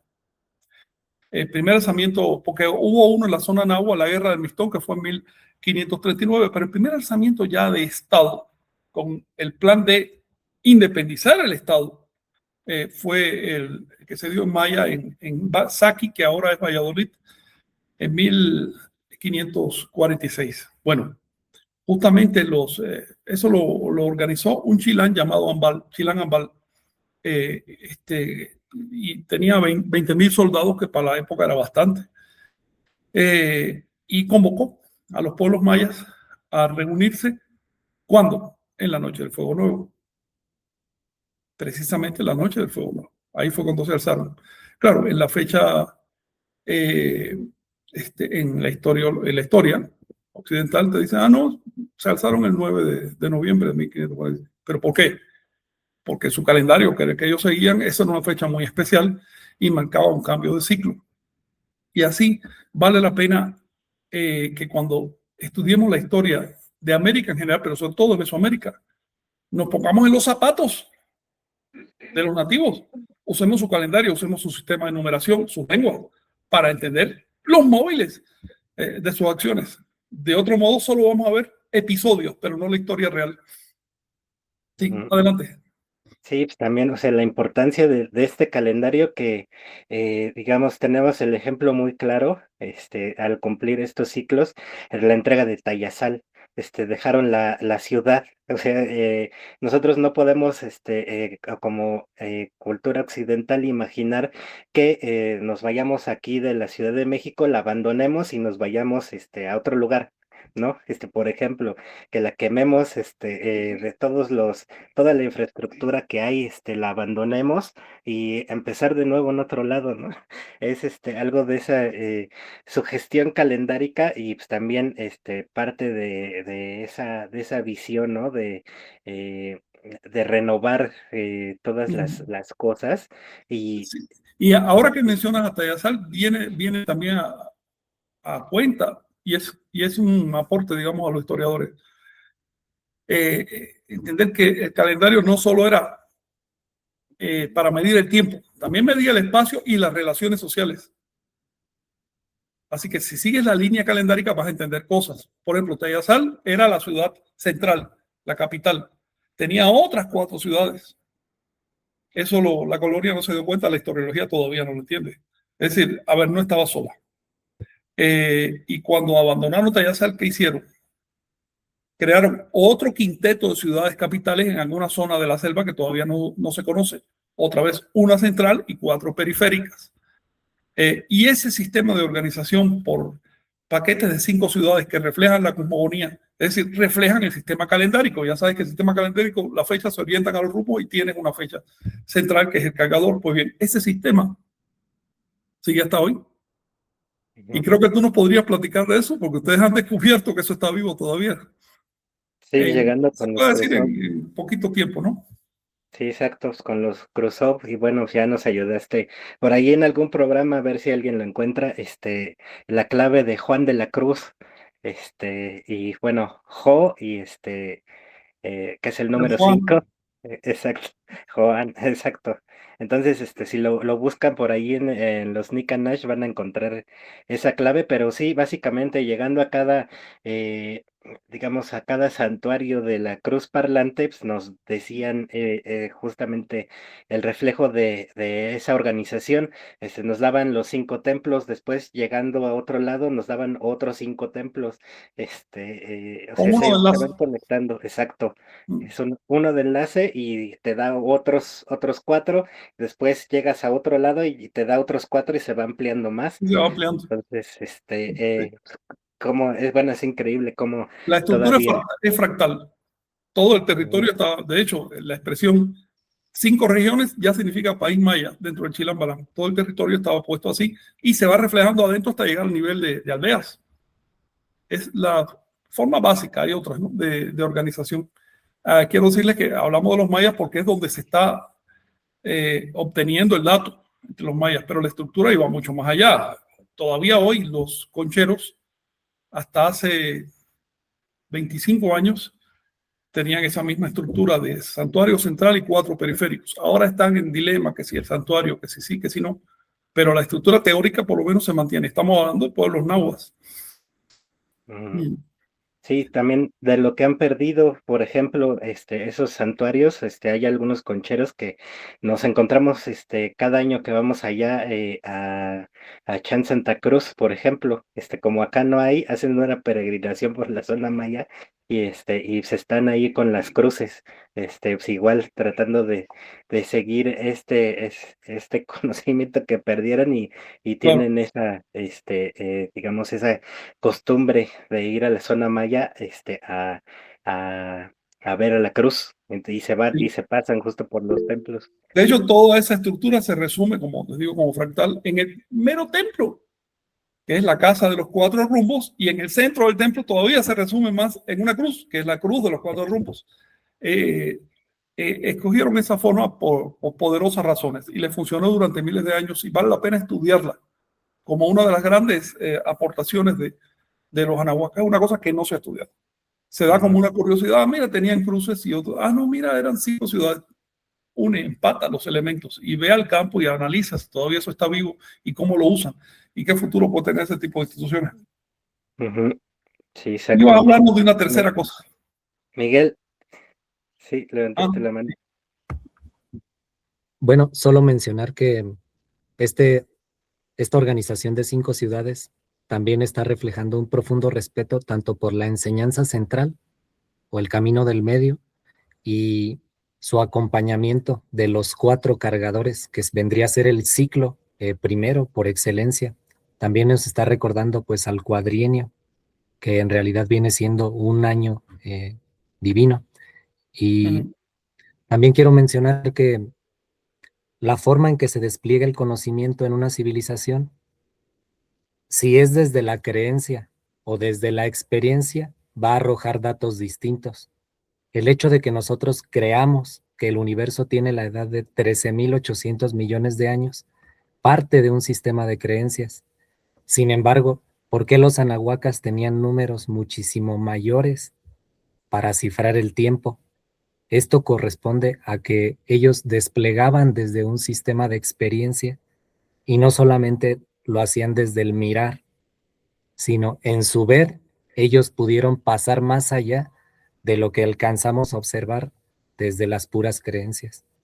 Sí, sí. Y ya que lo mencionas, los encargados de transmitir ese ver y de decir de cuando en cuando, cada 1040 años, decirle a los pueblos, ¿sabes qué? Salgan del formalismo, salgan de lo externo, salgan de los ritos, salgan de las plumas y enfréntense a la esencia, porque eso es lo que les va a permitir permanecer. Aparecían en paquetes de 5, uno central y 4 periféricos, y esos 5 por 1040 años nos conforman el Sol de 5200 años, que a su vez el Sol era uno de 5 soles para completar el ciclo. En otras palabras, como mismo aparece en la organización territorial, aparece en la organización del tiempo, y está completamente integrado. Por eso es que conocer las claves, vamos a decir calendáricas, en realidad las claves cosmológicas de Anáhuac te abre un montón de puertas, te permite entender un montón de detalles. Y yo creo que debería ser la asignatura 1 de cualquier clase de antropología mesoamericana. Comprende la cosmología y comprende el simbolismo. ¿Qué les parece? Sí, perfecto. Estoy totalmente de acuerdo. Quería comentar. Sí, quería comentar algo acerca de esto. Pues todo lo que están exponiendo, compañeros, pues echa abajo esa creencia, por ejemplo, de que los mayas fueron abducidos o se fueron a otra dimensión. Todas esas especulaciones que pues forman parte de nuestra cultura, ¿no? Pero sí es importante el integrar ese nahual al tonal, es decir, sí. En base al conocimiento, ampliar la percepción. Son las dos partes. Es así, no nahual es y tonal. una cuestión mágica. Sí. El nahual y el tonal. Entonces, anoche, me acordé que anoche hicimos el ejercicio, ¿no? Un ejercicio de meditación de limpiar la mesa, limpiar todas esas creencias, toda esa serie de, digamos, señalamientos culturales que nos conducen, nos guían nuestro pensamiento y nuestra conducta. Entonces, pues está... Las imágenes mágicas. Yo aquí aprendiendo. Las imágenes mágicas que tiene Mónica, siguiendo lo que tú dices, esas explicaciones mágicas que tiene la mayoría de la gente sobre los hechos, son subproductos, son ruido de fondo de proceso cultural. No son cultura, son simplemente ruido de fondo, no llega a nada, no explica la verdad, la realidad no es así, la realidad es otra. Y para conocerla, pues hay que quemarse, hay que estudiar, hay que practicar, hay que hacer silencio mental. No es tan sencillo como empatar 2 o 3 datos en la mente y salirse con una imagen mágica. No, no es tan simple como eso. Claro, si ya yo no veo a los mayas en tal ciudad, es muy cómodo decir que fueron abducidos por extraterrestres, ¿verdad? Y después empezar a pasar mensajes de los mayas abducidos por extraterrestres, eso hasta negocios. Deja lo difícil de averiguar qué realmente pasó o sigue pasando. Y así pasa con todo el tema tolteca, pero sobre todo con el tema nahuálico. Si interpretamos el nahualismo desde un punto de vista mágico, no vamos a llegar a nada. Si acaso a un primer nivel de ensueño, y ya me veo las manos, como si fuera una cosa, ahí te quedas. No, espérate. Eso es solo ponerse en la puerta. Todavía no has pasado la puerta, no has emprendido el camino. El camino requiere espíritu guerrero. Espíritu guerrero. En estas prácticas que ustedes están haciendo de meditación, humildemente te sugiero insistir en que la meditación no es para estar tranquilito en un nicho de confort. Es un acto de guerra. Algo que también me gustaría mencionar que respecto a Castaneda es lo siguiente. Castaneda dijo que lo escribió así: lo que necesitamos en esta época no son opciones sociales, sino opciones de brujo. Así escribió, con su lenguaje. Pero él tuvo un gran impacto social. Y él, para sus lectores y sus practicantes, fue una opción social. porque Castaneda a la mayoría no le llegó a través del ensueño, le llegó a través de lectura de libros socialmente publicados y promovidos. Él mismo fue un fenómeno social, de tremenda magnitud, influyó a muchísima gente. Algunos lo confiesan y la mayoría ni siquiera lo quiere confesar, pero sigue estando ahí esa influencia de Castaneda. Así que lo que necesitamos, Castaneda, es tonal y nahual, equilibrio entre tonal y nahual. No se vale ya en esta época perdernos en los mundos del nahual si tenemos el tonal, si el cabo del tonal está suelto, si no lo tenemos bajo control. Bueno, si no quieres agarrar el tonal bajo control, no te quejes de las consecuencias, ¿ok? Porque te va a golpear. No te quejes de lo mala que está la situación si tú no has hecho nada por resolver la situación. Necesitamos en este momento compromiso con el nahual y compromiso con el tonal. Exacto. Si no nos volvemos parte del problema también. Y bueno, también ya para pasar a los comentarios y preguntas de acá de la gente, mencionabas, Frank, sobre estas embajadas mexicas que había a lo largo del territorio y también por la zona maya, me hizo recordar que, bueno, también para ver que no es tan como nos lo pintan, ¿no? Los antropólogos, que es todo muy separado y ajeno. En esta cita que nos tradujiste, recibieron las palabras del gran sacerdote Chilambalam cuando comenzaron a leer el libro de los Ajau. También lo leyó el señor llamado Once Piedra junto con sus consejeros, y dijeron los sacerdotes y sabios del señor Once Piedra, que es Montezumae, cuando cuándo se cumplirían las cosas. Confiaron en él los Itzáes, pues Montezuma, así lo escriben, era el líder de los Itzáes. Chilambalam, Profetas 11, 5, 6. ¿No? El capítulo 11, versos 5 y 6. Sí, la verdad, mira, había diferencias culturales, como es obvio. Finalmente, Anáhuac era un conjunto de culturas unificadas políticamente en una confederación, pero una confederación es una unión de naciones soberanas. Sí, también había diferencias políticas y de todo tipo, ¿no? Pero no tantas como ahora. Esto es una nota a los historiadores, a los antropólogos. Si quieren entender a Anáhuac, busquen por sobre todo los elementos de integración, porque esos elementos de integración son los que les permiten a ustedes hablar de cultura mesoamericana. Si no hubiera elementos de integración, no tendrías una palabra integradora para abarcar ese conjunto de culturas. Y esos elementos de integración estaban diseñados precisamente para modelar a cada cultura particular. Se imponían, estaban por encima, tenían más peso cultural que los elementos de separación.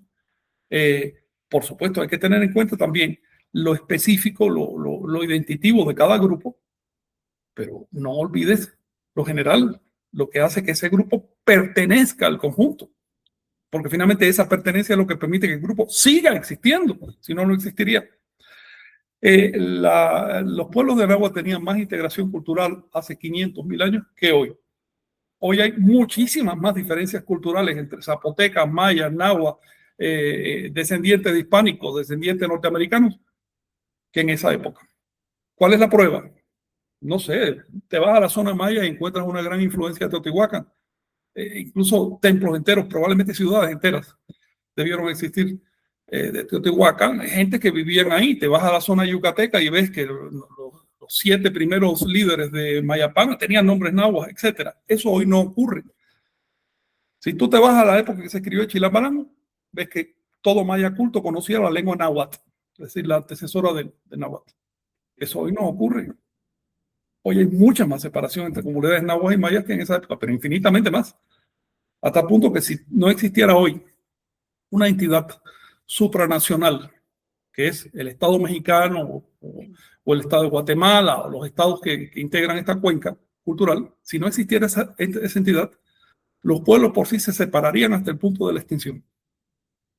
No tienen elementos para compartir. Han perdido eso.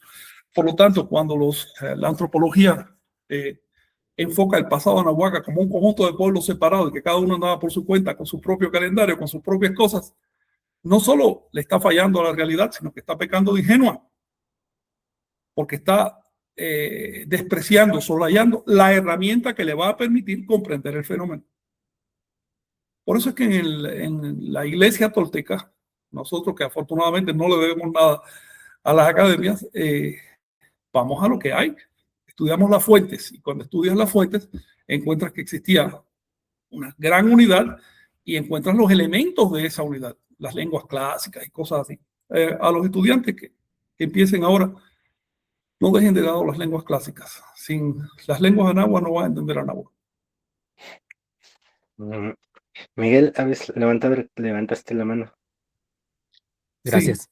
Sí, de hecho, así notamos que un calendario en sí, el que sea, no es neutral. Es una especie de institución cero detrás de los mismos imperios o poderes políticos. Entonces, el hecho de que el calendario tolteca de Anáhuac hayan cifrado el conocimiento ahí y nos enseña un camino desde un fundamento, no un puro impulso, que es el día dragón, hasta su realización, que es la flor. No solo la flor como pecado, no solo la flor como irrealización. Entonces, el hecho de que se nos conduzca con el consejo de los 20 dioses en las presentaciones que tienen con sus tonales, bueno, es una herramienta que más allá de los mandos o representantes, tenemos la oportunidad de rescatar y aprender para no solamente estar ceñidos por la imposición o la capacidad que tenga de darle el nombre al día desde un sistema calendárico impuesto. Pienso que para que pueda haber libertad en este tipo específico de caso, pues se requiere conocer ambos sistemas para que haya la oportunidad de decidir con libertad. Ahí es donde surgiría la libertad. Bueno, por eso invitar a poner atención en ello. Ya que lo mencionas y quiero puntualizar algo, el calendario fue específicamente creado como institución coordinadora de Anáhuac. Específicamente. Por eso es imprescindible para los estudios mesoamericanos. Y cuando digo calendario me refiero al real, al que quedó documentado en las fuentes, no a los inventos que andan por ahí. A los estudiantes, ¿quieres saber calendario? Lee las fuentes del siglo XVI y a través de ellas úsalas como lente para leer las fuentes anteriores al siglo XVI, que son las piedras, códices y demás. Pero de ninguna manera te quedes con lo que dicen las vacas sagradas de ahora. Las vacas sagradas de ahora generalmente no saben de calendario. No te lo van a decir a ti como estudiante, pero no lo han estudiado. Lee directamente las fuentes y saca tus conclusiones. En este momento tienes una gran ayuda que se llama inteligencia artificial. Si tú le das la fuente a la inteligencia artificial, ella va a llegar a conclusiones muy razonables. Mónica, ¿tú ibas a decir algo? Correcto. Okay. John, ¿algún comentario o pregunta? Sí. Sí, vamos a pasar a los comentarios, saludos a Joel Juan, a Darius Folk, a Lina Loes Saucedo, también a Reyes Estrada, a Tepsarcán. Gracias por compartir. ¿Cuándo será la próxima rotación de cargadores? ¿Será antes del 2078? No, toca en el 2079, de hecho, en mayo del 2079, el mes de, bueno, la veintena, que empieza a mediados de mayo del 2079, va a comenzar con 4 días de traslape, es decir, 4 días antes. No es que la veintena anterior se quede en 16 días, no, la veintena anterior sigue midiendo lo mismo, solo que hay un traslape. Y ese traslape va a poner en actividad un nuevo juego de 4 cargadores que va a regir hasta el 2500, 2500, casi el 2600. Ahora, estos nuevos cargadores valen para todo el Anáhuac, incluso los mayas. En este momento los mayas tienen los cargadores de la serie ya clásica, digo colonial, que son los correctos, los que usamos hoy. Los mexicas se han quedado con los cargadores de la serie anterior. Tienen 500 años de atraso. 500 años significa 4 días calendáricos, 4 días astronómicos de atraso. Ahora que se haga, que corresponde hacer el nuevo cambio, si los mexicas no lo quieren hacer, ya van a ser 8 días de atraso astronómico. Eso deben tenerlo en cuenta, porque el cielo corre como le da la gana, no se ajusta al calendario, es el calendario que tienes que ajustarlo al cielo. Si no quieres aplicar los ciclos calendáricos, te vas a ir quedando desfasado. Eso debe tener en cuenta. Ahorita ya son 4 días, después van a ser 8. y no veo visos de que eso se quiera resolver. Es decir, cuando toque el otro más arriba, hace 12 días, ¿hasta dónde llega esto, no? Luego, lo mejor es ponernos las botas y aplicar los ciclos calendáricos tal como lo hubieran hecho los anahuacas de no haber llegado los invasores. Así es. Bueno, también saludos a Neutrón Cabo. Pregunta si borramos su comentario. No nos llegó un comentario, está monitoreando acá. Entonces, pues vuelve a escribirlo. Nadie Por favor. borró nada. Y Federico Quintela desde Montevideo, Uruguay. También Isabela ya en Argentina. También saludos a Daniel Camacho. También a Roberto Corona nos comenta, desde el punto de vista sociológico, ¿cuándo se puede esperar un nuevo profeta de Quetzalcóatl? Mira, el fenómeno profético no es externo, es interno. El hecho de que estemos haciendo ese programa, el despertar que está ocurriendo ahora en toda la humanidad, el interés, el hecho de que miles de personas hayan conseguido hacer prácticas de conciencia bastante sofisticadas, eso ya es el retorno de la serpiente. Por supuesto, los pueblos simbolizan a posterior, simbolizan ese retorno en determinados profetas o en grupos de profetas, pero ya son un fenómeno social, un fenómeno externo. No es que exista un espíritu llamado Quetzalcóatl y que de pronto baje a la tierra. No tiene nada que ver con eso. Y mucho menos que la serpiente emplumada decida bajar en términos folclóricos para cumplir las expectativas de pequeños grupos que se quedaron rezagados en la historia. No va por ahí. Estamos hablando de un fenómeno espiritual en el sentido nahuálico. Es decir, un profundo fenómeno de conciencia. No tiene mucho que ver con lo que pasa afuera. Tu pregunta es parte de este fenómeno. Si quieres marcarlo por el calendario, que es un tema aparte, bueno, estamos viviendo en el ciclo Seacat. El ciclo Seacat es el ciclo de cumplimiento de la profecía, empezó en 1987, como nos explicó Miguel, y termina en el 2039. Ese es el área de manifestación. Pero si tú revisas los fenómenos proféticos a lo largo de la historia, ves que tienen márgenes, porque la sociedad es muy variable, la historia es muy variable. Entonces no siempre están las condiciones. Puede haber márgenes de hasta un siglo, cosas así.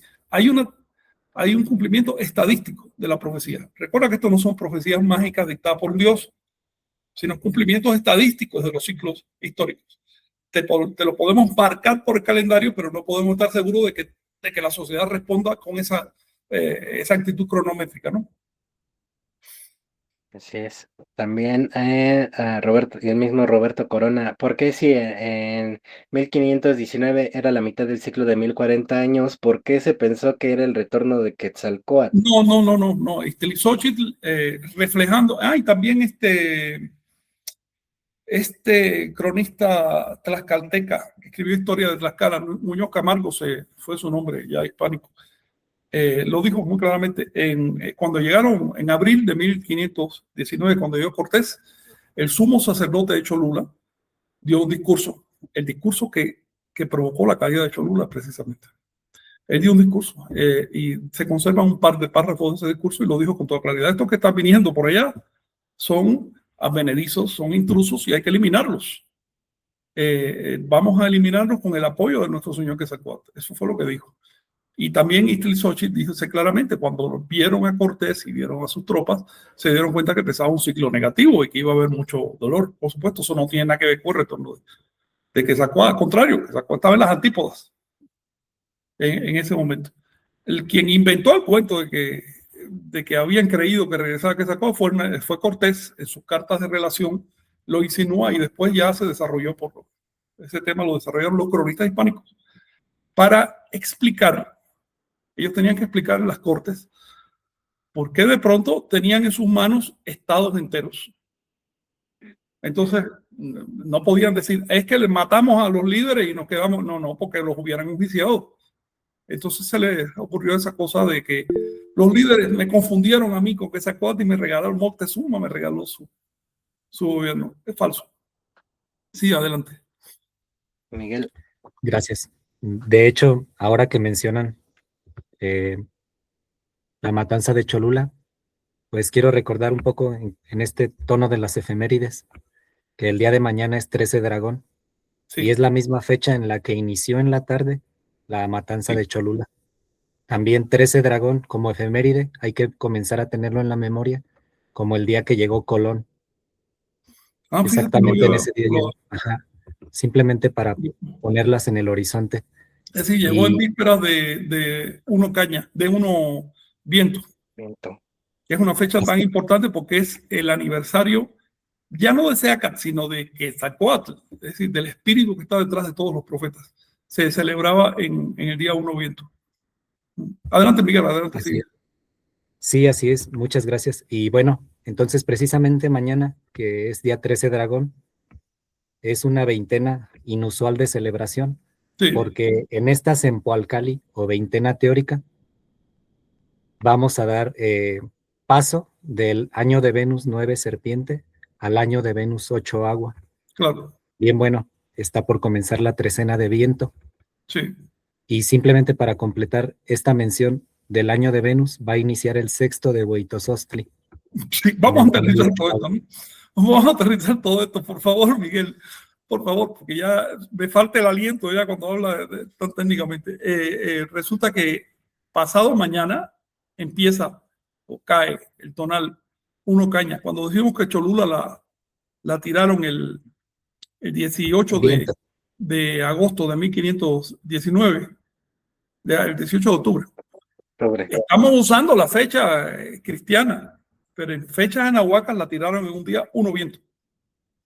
En el día antes, que es 13 de Dragón, en lo que nos está diciendo Miguel, se reunieron en el patio a celebrar, y ahí fue donde, la noche de ese día, se lanzaron las tropas españolas detrás del oro, mataron 6.000 sacerdotes, y la matanza continuó todo el día siguiente en unos vientos, que es cuando correspondía, por supuesto, celebrar la fiesta. Y en otras palabras, si fechamos ese hecho con el calendario Nahuaca, cae en uno viento. Si lo fechamos con el calendario cristiano, cae el 18 de octubre. Sí, Miguel, adelante. Bueno, solo mencionar ese par de detalles. Sí, Gracias. gracias a ti por recordarlo. Así que tenemos primero el aniversario hoy del natalicio de Topilsen. Mañana el inicio de la matanza de Cholula. Mañana tendremos un programa en la mañana también sobre temas nahuálicos. Y pasado mañana el inicio de la trecena fatídica, que antes de la llegada de los españoles era una trecena de gozo porque se celebraba a Quetzalcóatl. Sí, adelante. Y también, ya para ir terminando, saludos a Ren7424, muy honrado de escuchar otra vez la palabra del maestro de mis maestros. Erwin Rudy, saludos desde Bolivia. A Patricia González, me gustaría asistir a las conferencias, están abiertas al público. Bueno, pues tenemos sí hacemos eventos en algunos, y en algunas conferencias. Ahora estamos en línea, cada quien anda en su casa. También, los viernes, aprovechando, tenemos, un programa, el umbral de Omeyocan, allí en el canal de Iglesia Tolteca, para que vayan por allá el viernes a las 8 hora del centro de México, y bueno, por ejemplo, también mañana allá en Coyoacán va a haber, no es conferencia, pero va a haber una práctica de Kinam, y juego de Patoli con Jenny Moy y Anabel, por si gustan llegar. También Alejandro Olvera Herrera, saludos a todos desde Tulancingo. Mencionaron que también es aniversario del natalicio de Seacatl. ¿Qué día es en este calendario? Lo acabas de también responder, Frank, es el día de hoy. También Es 7 cañas. ajá, Los 7 cañas son aniversario del nacimiento de Chaca. Eso, claro, que ocurre cada 260 días. Si te guías por el calendario civil, entonces es una veintena antes del cargador del año. Es decir, hacia el 17, 18 de abril. exacto. También Ren7424, lamento mucho no poder presenciar las clases de Mónica porque son muy importantes para mí a causa de las horas, pero sí voy a ver los videos para practicarlos. Mil gracias.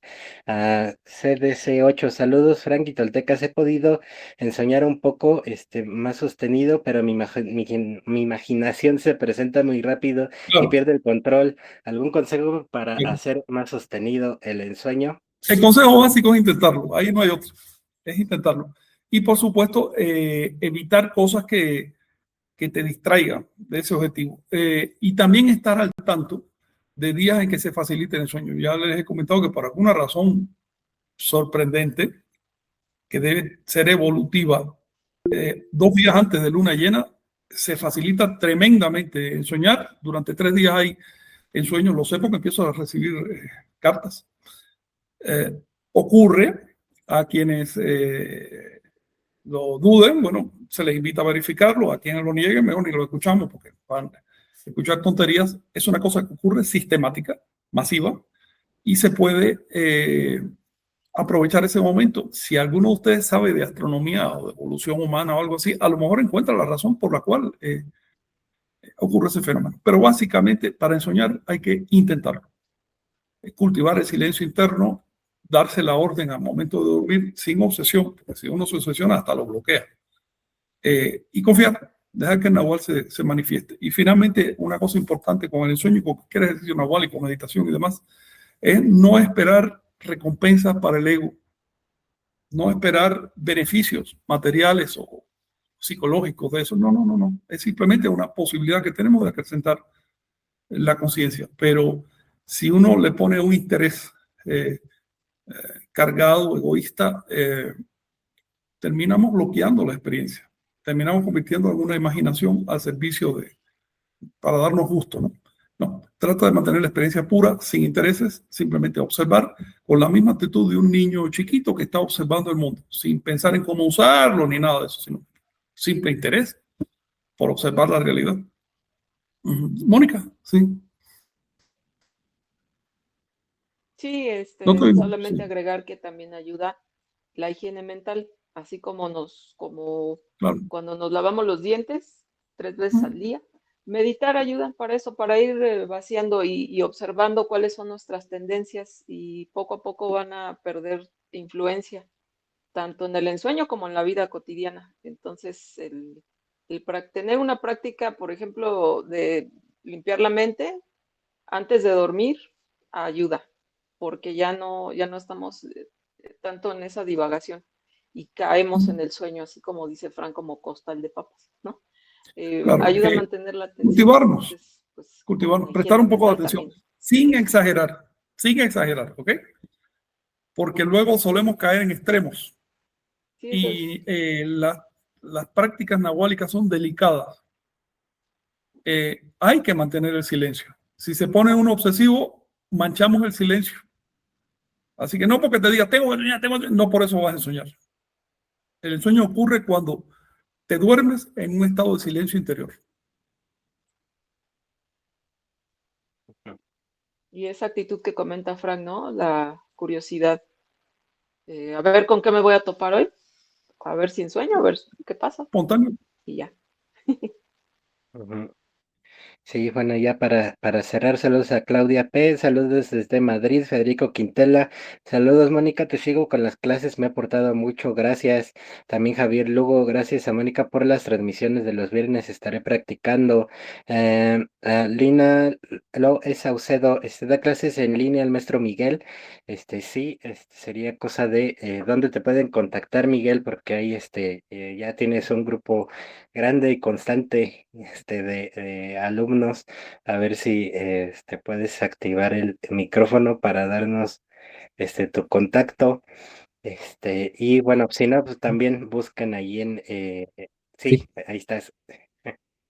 bueno, dejo mi teléfono para la grabación. Simplemente es 44 37 21 93 46.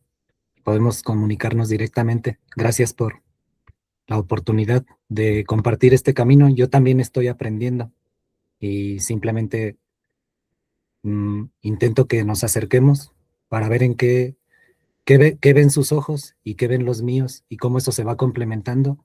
Y por medio de la interacción se va creando la función social.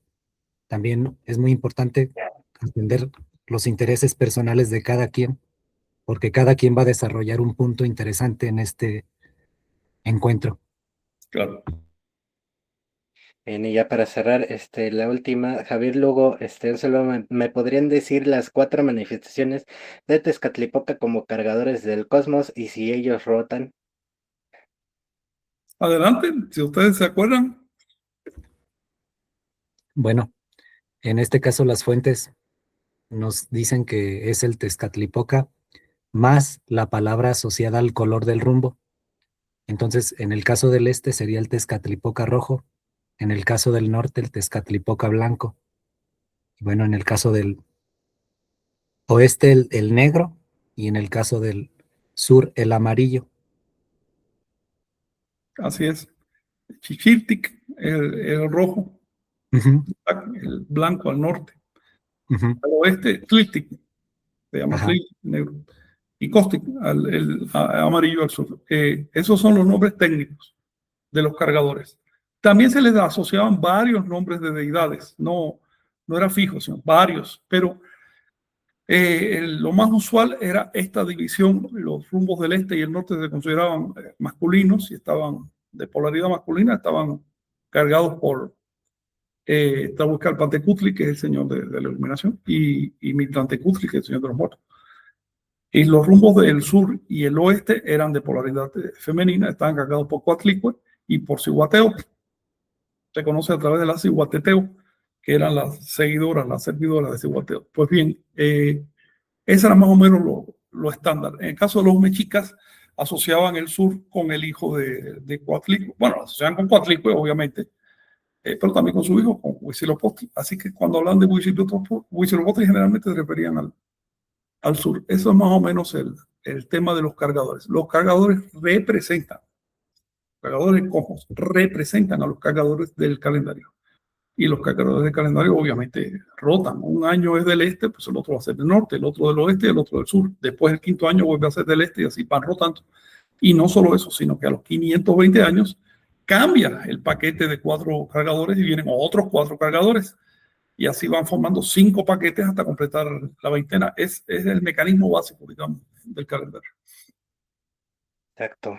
Y bueno, pues gracias por este programa, por estar ahí, a todos los que siguieron atentos, dejaron sus comentarios y pues nos estaremos encontrando la próxima semana. No sé si quieran dejar un último comentario, o nos despedimos ya. Y buen fin de semana. Nos vemos. Gracias. Gracias. Que estén Gracias. excelentes. Gracias, Gracias, Miguel, Moni, Luis, Frank. Nos vemos. gracias. Bye bye. Bye.